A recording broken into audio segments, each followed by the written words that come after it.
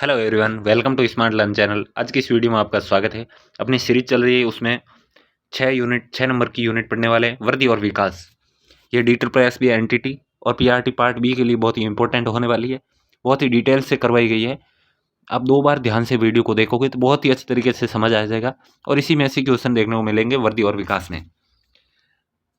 आपने इस बात पर ध्यान दिया ही होगा, नवजात शिशु के बिना सारे के बैठ नहीं सकता, परंतु 4 महीने का बच्चा सारा मिलने पर 1 मिनट में बैठने योग्य हो जाता है।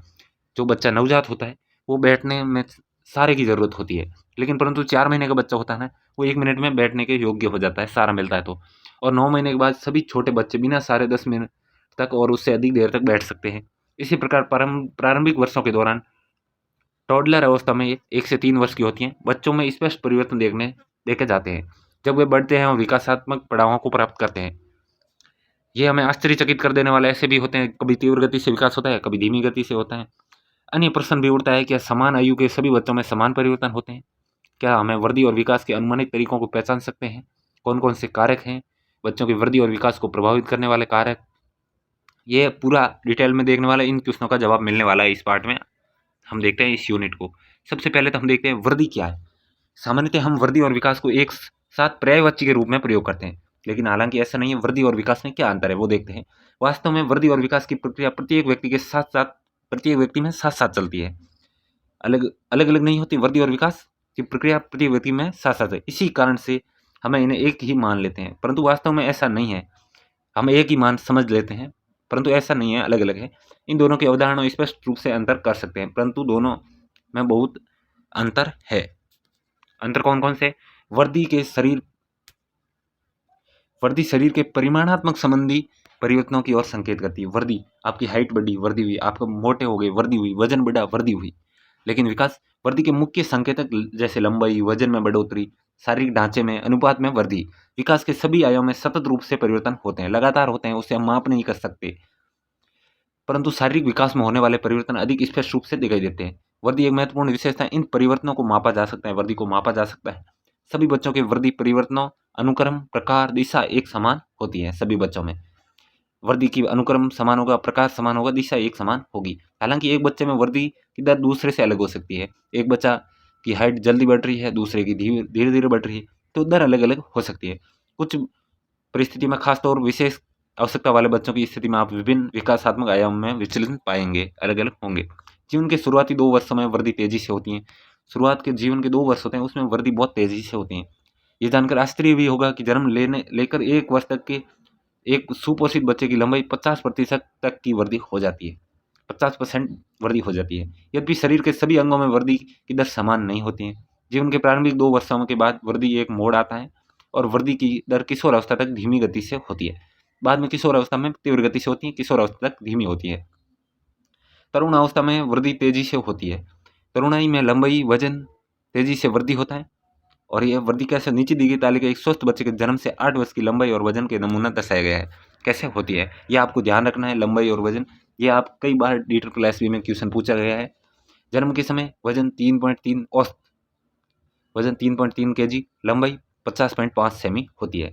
3 माह में वजन 6 kg हो जाता है, लंबाई 61.1 सेंटीमीटर बढ़कर 6 माह में वजन बढ़कर 7.8 kg हो जाता है और लंबाई 67.8 सेंटीमीटर हो जाती है। 9 माह में 9.2 kg हो जाता है वजन और 72.3 सेंटीमीटर लंबाई बढ़ जाती है।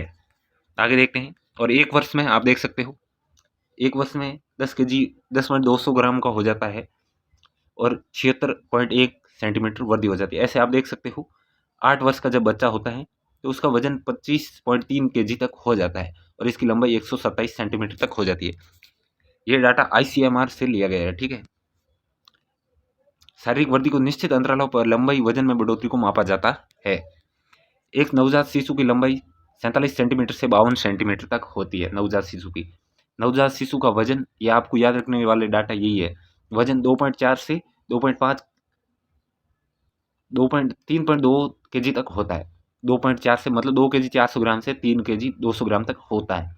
सामान्य रूप से प्रत्येक वर्ष वजन में बढ़ोतरी कितनी होती है? 2 kg से 2.5 kg तक, मतलब 2.5 kg तक होती हैं। शैशव अवस्था और टॉडलर अवस्था में बालक बालिकाओं की अपेक्षा अधिक भारी और लंबे होते हैं शैशव अवस्था और टोडलर अवस्था में। नियमित रूप से लंबाई और वजन दोनों में बढ़ोतरी शारीरिक वृद्धि का एक अच्छा संकेतक है। लंबाई और वजन का चार्ट बच्चों के स्वस्थ और शारीरिक विकास को आंकने का अच्छा तरीका है। इससे पता चल जाता है उसका शारीरिक विकास अच्छे से हो रहा है नहीं हो रहा है।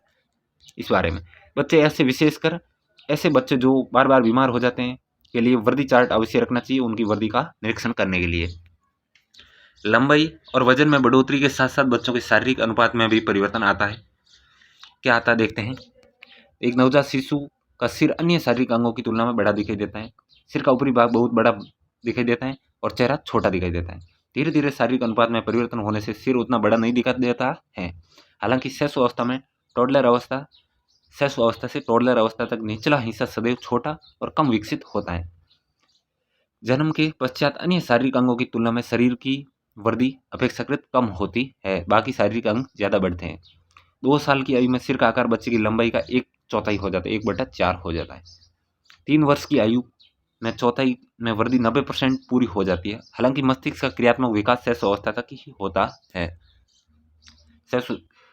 मस्तिष्क का क्रियात्मक विकास किशोर अवस्था तक होता रहता है। टोडलर अवस्था में प्रथम वर्ष की तुलना में धड़, टांगे और हाथ पैर तीव्र गति से बढ़ते हैं। जब एक बच्चे का जन्म होता है उनकी बाहें टांगे अनुपात में बड़ी दिखाई देती है। बाहें टांगे के अनुपात में बाहें ज़्यादा बड़ी होती, टांगे छोटी होती। जन्म के पश्चात टांगे छोटी और एक दूसरे से समक्ष घूमती हुई होती है। जैसे जैसे वे लंबाई बढ़ती जाती है वे सीधी हो जाती है। और जन्म के पहले और दूसरे वर्ष में एक नवजात शिशु की लंबाई जन्म से लगभग कितनी 40% से 60 से 75% क्रम से बढ़ जाती है। इस परिणाम स्वरूप बच्चे का शरीर प्रथम वर्ष की अपेक्षा में अधिक संतुलन अनुपातिक दिखता है। ये बच्चों को बेहतर संतुलन प्राप्त करने में मदद करता है। वृद्धि का यह तरीका लड़कियों और लड़कों में समान रहता है, परंतु सामान्य रूप से लड़कियों का आकार में लड़कों से थोड़ी छोटी होती है। आकार में विकास क्या होता है अब देखते हैं। वृद्धि तो हमने देख ली, वृद्धि क्या होती है, गुणात्मक परिमाणात्मक उसे माप सकते हैं वृद्धि को। अब विकास क्या होता है। विकास में शारीरिक व्यवहार और अभिव्यक्तियों में आने वाले गुणात्मक परिवर्तन को प्रकट करता है। गुणों में परिवर्तन होता है। विकास को मापना कठिन है क्योंकि सभी परिवर्तन प्रकृति से गुणात्मक होते हैं। ये जानना अति आवश्यक है कि शारीरिक वृद्धि के परिणामात्मक रूप से मापा जा सकता है। शरीर की वृद्धि कितनी लंबाई बढ़ी है, 5 सेंटीमीटर 10 सेंटीमीटर, उसे माप सकते हैं, लेकिन विकास को मापा नहीं जा सकता। हालांकि कुछ निश्चित परिवर्तन है, जैसे संज्ञानात्मक परिवर्तन, कॉग्निटिव परिवर्तन होता है। सामाजिक संवेगात्मक परिपक्वता को परिणामात्मक रूप से नहीं मापा जा सकता है। इन परिवर्तनों को गुणात्मक रूप से मापने की आवश्यकता होती है और कुछ सिद्धांत निर्धारित किए गए हैं, वो देखने वाले हैं। विकास के सिद्धांत। विकास एक सतत और परिवर्तनशील प्रक्रिया है। ये आपने सुना है, आज देखेंगे पूरी डिटेल से कैसे होती है। क्या बच्चे अचानक से चलना शुरू कर देते हैं? यह तो सभी को पता है, नहीं चलना शुरू करते हैं। चरणों से गुजर कर वे चलना सीखते हैं। ध्यान देना होगा, शैशव अवस्था में जब बच्चा चलना सीखता है तो वह पहले रेंगना सरकना सीखता है, फिर पकड़कर खड़ा होना सीखता है, फिर बिना सहारे खड़ा होना, अंत में वह चलना सीख जाता है। पहले रेंगेगा, सरकेगा, पकड़कर खड़ा होगा, बिना सहारे खड़ा होगा, अंत में वो चलना सीख जाता है। इस तथ्य की ओर इशारा कर रहा है कि विकास परिवर्तन के प्रत्येक चरण में शामिल होता है तथा निरंतर चलता रहता है। विकास कहता है निरंतर चलता रहता है। धीरे धीरे विकास हुआ। दिन प्रतिदिन की गतिविधियों में हम इन परिवर्तनों पर कभी ध्यान देते हैं और कभी नहीं भी देते, और जो लगातार परिवर्तन विकास के संकेतक हैं, चलते रहते हैं। विकास की प्रक्रिया कभी तेज हो जाती है, कभी धीरे, परंतु लगातार रहती है, कभी रुकती नहीं है, लगातार होती है। महत्वपूर्ण है कि विकासात्मक प्रक्रिया में न केवल शारीरिक परिवर्तन बल्कि बच्चे के सामाजिक, संवेगात्मक, संज्ञानात्मक विकास भी शामिल होता है। कौन कौन से विकास शामिल होते हैं? एक तो शारीरिक होता है, एक सामाजिक, संवेगात्मक, सामाजिक विकास भी, संवेगात्मक विकास भी, संज्ञानात्मक विकास भी डेवलपमेंट में शामिल होते हैं। विकास अनुक्रमिक है, अनुक्रम से चलता है।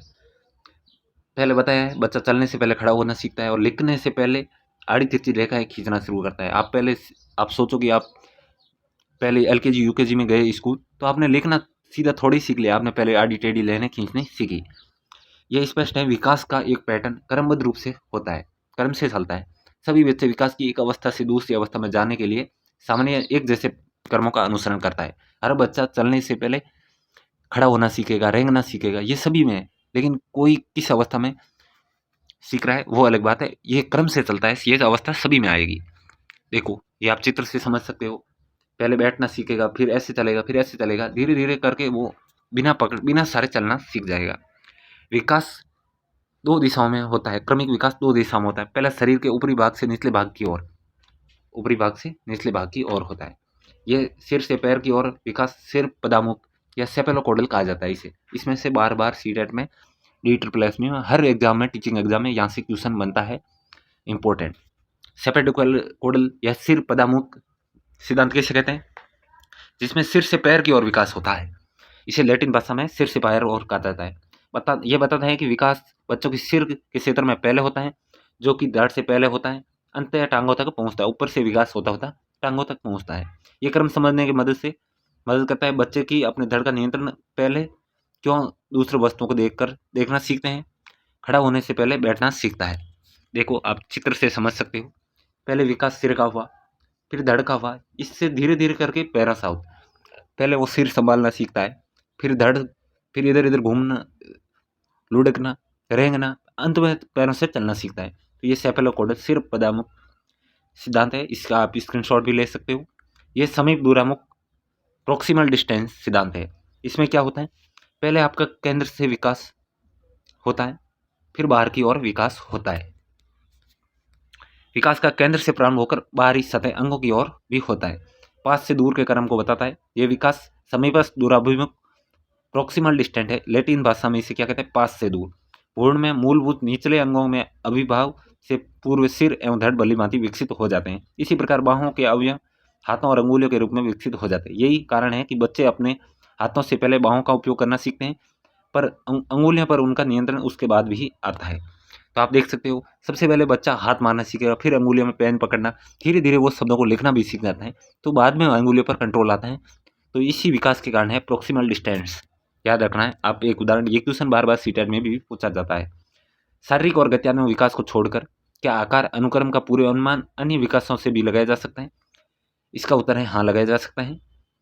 विभिन्न बौद्धिक कार्यों को करने के लिए विकास एक पूरे अनुमानित तरीका है। बच्चे की सोच पहले मूर्त वस्तुओं जो कि वातावरण में उपलब्ध हो पर बनती है, बाद में वे अमूर्त चिंतन करते हैं। पहले तो मूर्त चीज़ों से सीखते हैं, वातावरण में उपलब्ध आसपास की, फिर अमूर्त चिंतन करते हैं। अतः छोटे बच्चों को विभिन्न संपत्ति पढ़ाते समय हमें मूर्त वस्तुओं तथा चित्रों से ही शुरुआत करनी चाहिए। छोटे बच्चों को मूर्त वस्तुओं चित्रों से सिखाया जाता है, ये आपने पढ़ा भी होगा। हम करके सीखते हैं। जोड़ तोड़ वाली गतिविधियाँ, ड्रामा, कई अन्य विविध गतिविधियों पर जोर देते हैं। बाद में अमूर्त संपत्तियों पर परिचित देते हैं। इसी प्रकार विकास के अन्य आयाम एक निश्चित क्रम का अनुसरण करते हैं। हालांकि सामान्य अनुक्रम सभी बच्चे के में स्वाभाविक है, परंतु विभिन्न कारणों से कुछ बच्चों के विकास के कुछ पक्ष प्रभावित हो सकते हैं। विकास, परिपक्वता और सीखने का परिणाम। ये सामान्य तौर पर देखा गया है कि सामान्य तौर पर बच्चे 6 महीने में बैठना सीख जाता है और 8 से 9 महीने में पकड़कर खड़ा होना सीख जाता है। ये भी क्वेश्चन आया गया, बच्चा पकड़कर किस एज में खड़ा हो सकता है छोटा बच्चा? तो 8 से 9 महीने। और पहला कदम 9 से 12 महीने में, और अच्छे से चलना 13 से 15 महीने में शुरू कर देता है। सभी बच्चे बैठने, खड़े होने, चलने की क्षमता होती है, परंतु वे शारीरिक और मानसिक रूप से परिपक्व होने पर ही किसी विशेष कार्य को कर सकते हैं। पहले वो कार्य नहीं कर सकते, वो चलने में, बैठने में सक्षम क्षमता होती है उसके अंदर। परिपक्वता उन सभी विशेषताओं और सामर्थ्य को प्रकट करती है जो कि आनुवंशिक रूप से मिलता है। आनुवंशिक रूप से कुछ क्षमताएं जैसे चलना, बोलना, ज्ञानार्जन आदि होती हैं। हमारे अंदर ऐसी समय सारणी होती है जो हमारे शरीर, मस्तिष्क में परिपक्वता पर होने पर हमें चलने, बोलने के लिए तैयार करती है। वे अनुकरण, प्रयास, भूल के द्वारा सीखते हैं बच्चे। वातावरण के द्वारा अधिगम, जिससे प्रयास और अभ्यास शामिल है। व्यवहार में बदलाव, परिवर्तन लाता है। परिपक्वता और अधिगम आपस में जुड़े हुए होते हैं। याद रखना, परिपक्वता और अधिगम आपस में जुड़े होते हैं, जो कि एक दूसरे को प्रभावित भी करते हैं। बच्चे अपनी आंतरिक अनुवांशिक समय सारणी और बाह्य वातावरणीय प्रभाव के द्वारा विकसित होते हैं। इसी प्रकार विकास परिपक्वता और अधिगम का परिणाम है। ये क्वेश्चन बार पूछा जा रहा है। डेवलपमेंट किसका परिणाम है? परिपक्वता और अधिगम का परिणाम है। विकास में व्यक्तिगत विभिन्नताएं, अलग अलग व्यक्ति में क्या क्या विभिन्नताएं होती है। विकास की प्रत्येक अवस्था में विकास के विभिन्न आयामों में कुछ विशेषताओं को देखा जा सकता है। इन विकासात्मक पड़ाव कहा जाता है। इनको क्या कहा जाता है? विकासात्मक पड़ाव। विकासात्मक पड़ाव में आयु सीमा के अंदर अधिकांश शिशु, टॉडलर, अपने कौशलों को प्राप्त कर लेते हैं, लेकिन कोई भी 2 बच्चे समान नहीं होते हैं और हर बच्चा एक समान अपने आप में अनोखा होता है। हर बच्चा अलग होता है, अपने आप में अनोखा होता है। हो सकता है एक बच्चा जल्दी बोलना शुरू कर दे, दूसरा बच्चा बोलने में अधिक समय ले। इसीलिए प्रत्येक व्यक्ति को इस बात पर ध्यान बात में ध्यान रखना चाहिए। यदि विकास की क्रम पूरी तरह से एक समान, पूरे अनुमानित तथा सभी बच्चों के लिए सामान्य होता है, फिर भी विकासात्मक प्रक्रिया में व्यक्तिगत विभिन्नताएं देखी जाती है। बच्चे का समग्र रूप से विकसित होता है। बच्चा कैसे समग्र रूप से विकसित होता है? विकास के विभिन्न पक्ष आपस में एक दूसरे से संबंधित होते हैं। बच्चा एक समान बराबर रूप से विकसित होता है। प्रत्येक विकासात्मक पक्ष दूसरे पक्ष से प्रभावित करता है तथा दूसरे पक्षों के द्वारा प्रभावित होता है। विकास के एक पक्ष में कोई समस्या अन्य पक्षों को प्रभावित करती है। उदाहरण के लिए एक बच्चा जो बार बार बीमार होता है, उसका गत्यात्मक विकास देर से होता है। परिणाम स्वरूप वह शारीरिक गतिविधियों में दूसरे बच्चों के साथ भाग नहीं ले पाता है और उससे दूसरे बच्चों के साथ मिलजुलने का अवसर भी नहीं मिल पाता है। इसी वजह से उसका शारीरिक गत्यात्मक विकास लेट होता है। विकास के अन्य आयाम सामाजिक, संवेगात्मक, संज्ञानात्मक तथा भाषात्मक को भी प्रभावित करता है। यह प्रभाव कई बार बहुत ही गहरा स्थायी होता है और कई बार बहुत ही मामूली और कुछ समय के लिए भी होता है। आगे देखते हैं, वृद्धि और विकास को प्रभावित करने वाले कारक। कौन कौन से कारक वृद्धि और विकास को प्रभावित करते हैं? ये सीटेट के लिए भी उपयोगी होने वाली है, DSSS PRT के लिए भी और NTT वालों के लिए भी। अब वृद्धि और विकास को निर्धारित करने वाले सिद्धांतों के बारे में तो हमने पढ़ लिया है। ये समझने के लिए कौन से कारक वृद्धि प्रभावित करते हैं, ये कुछ अध्ययन है, स्टडीज है, इन्हें देखते हैं।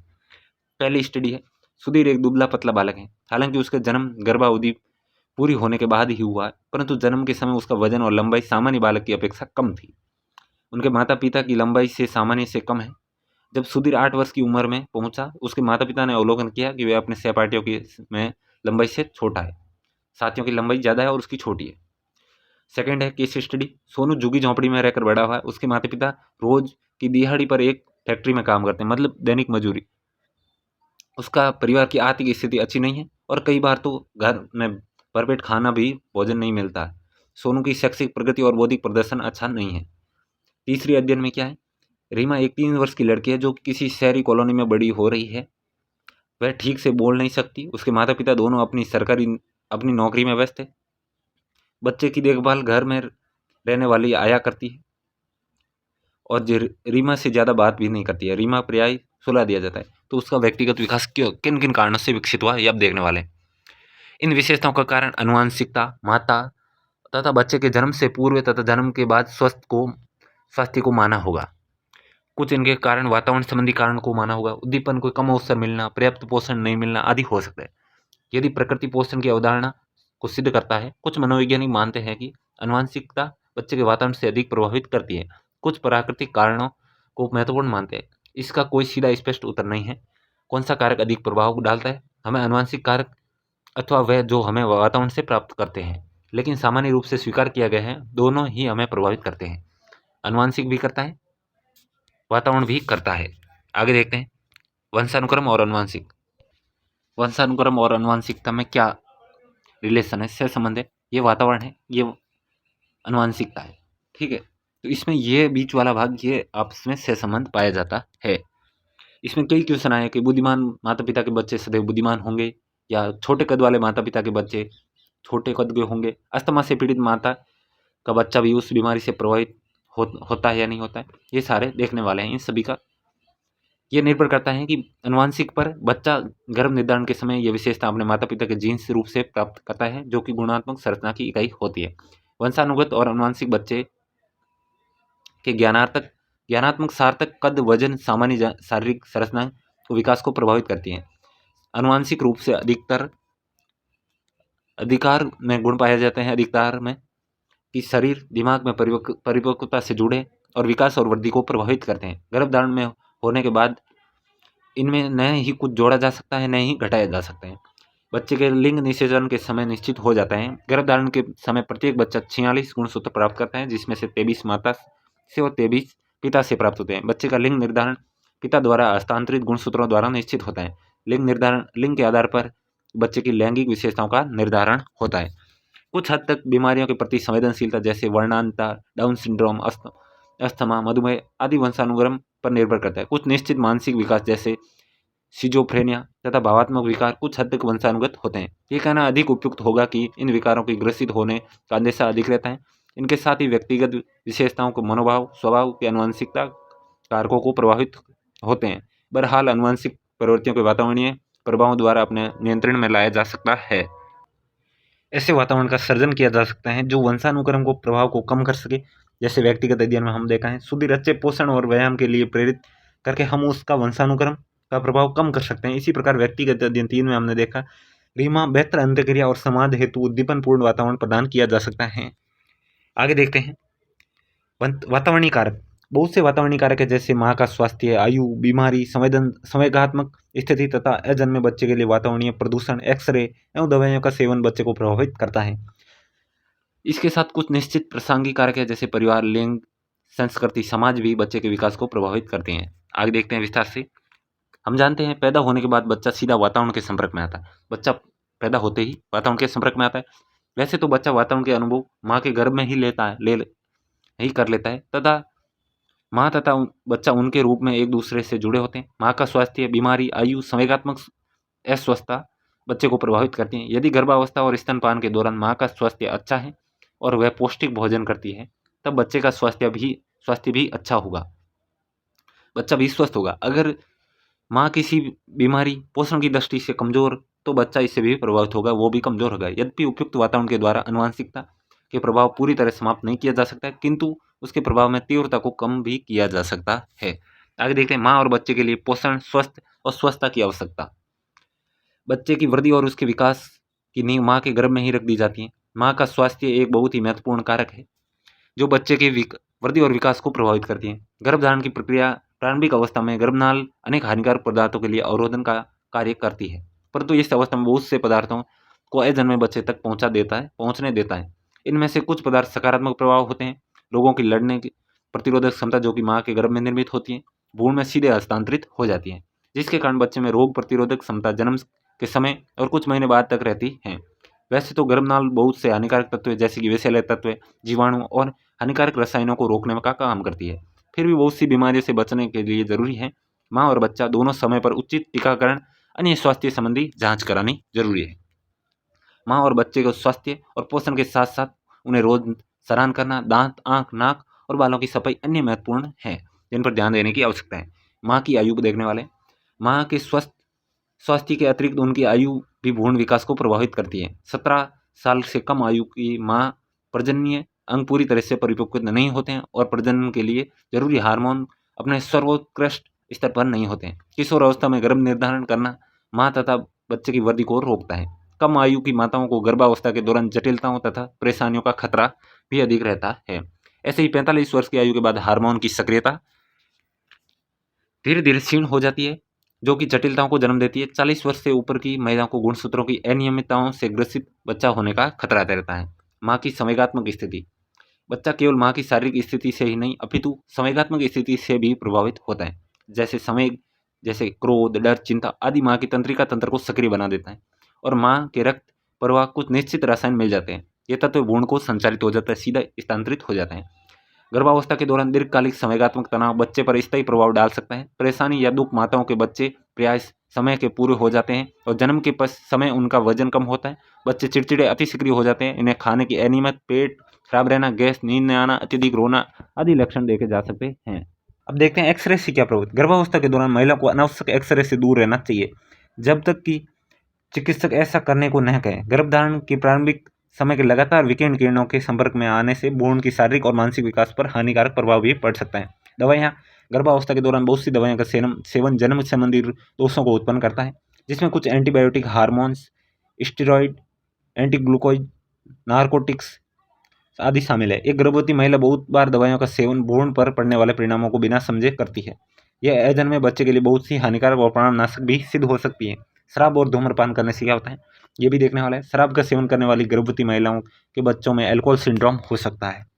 अल्कोहल सिंड्रोम इस स्थिति में लक्षणों में जन्म से पूर्व, जन्म के बाद वृद्धि का धीमा पड़ना, मानसिक मंदता, शारीरिक विकृति, नींद न आना, अजन्म हृदय से संबंधी बीमारी।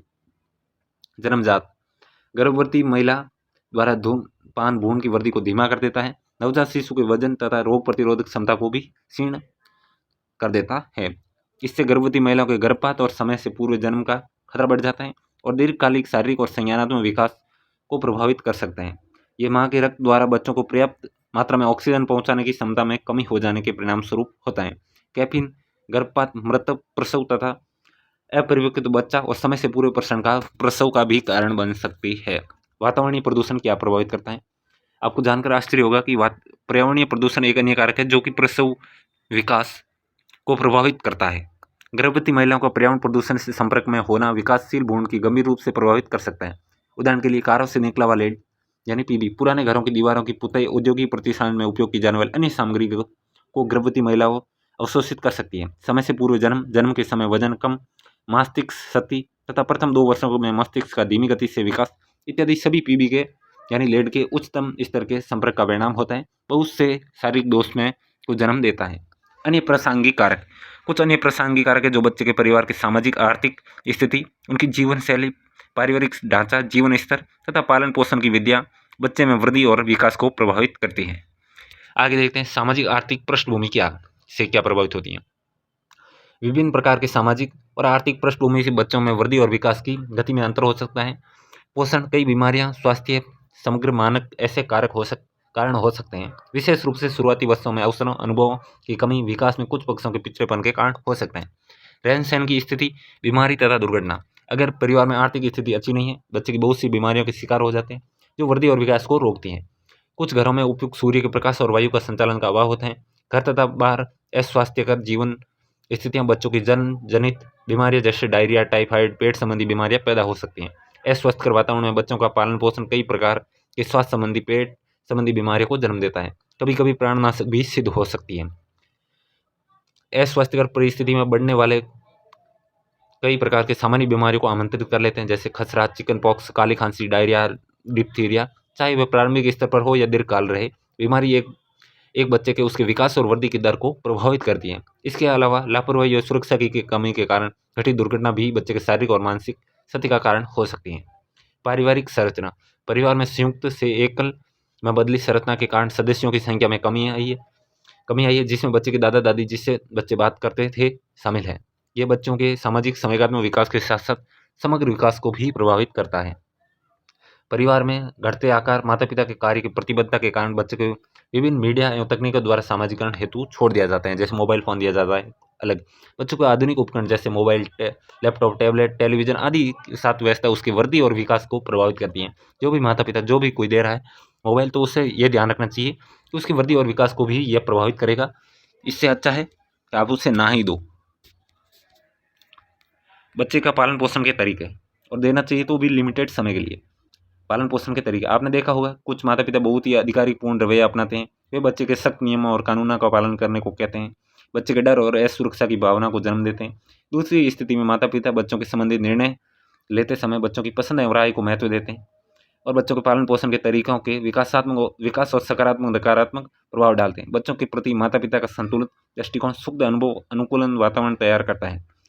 बच्चों को आत्मविश्वासी बनाने में, उच्च आत्मसम्मान बनाए रखने और चारों ओर विश्वसनीय व्यक्तियों को ढूंढने में सहायता करते हैं। एक परिवार जो बच्चों की बात मानता है उसमें बच्चे आराम से और उनका विकास भी अच्छा होता है। एक कठोर से कठोर नियम बना देते हैं, ऐसा करना होता है ऐसा, तो उसमें बच्चों का विकास खुलकर नहीं हो सकता है, वो फलते फूलते नहीं है। सक्षम और उद्दीपनपूर्ण वातावरण, इसमें बच्चों की स्वस्थ वृद्धि और विकास हेतु घर, स्कूल दोनों जगह सक्षम और उद्दीपनपूर्ण वातावरण आवश्यक है।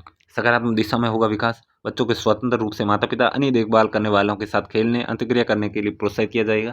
ये विकास सभी आयामों को बढ़ावा देता है। इस तरह यह आवश्यक है बच्चों को स्कूल में प्रश्न, खोजबीन करने, प्रयोग करने के अवसर ज़्यादा दिए जाए। उनके उत्साह को दबाया, यदि उसके उत्साह को दबाया जाता है तो उसकी भागीदारी को करने से रोका जाता है, तो उसका संज्ञानात्मक और सामाजिक विकास को प्रभावित और विकास को दबाया जाता है, तो वो अच्छे से विकसित नहीं हो पाता है। भाई बहनों का प्रभाव, अपने माता पिता के अलावा बच्चे अपने भाई बहनों से भी प्रभावित होते हैं। एक दूसरे को भावनात्मक सुरक्षा प्रदान करने तथा दक्षता को बढ़ाने में सहायक होते हैं। अगर माता पिता बड़े बच्चे के परिवार में आए नए शिशुओं को देखभाल के लिए शामिल करते हैं तो बच्चा उत्तरदायित्व सीखता है और उस स्वेच्छा से साझा करना सीखता है।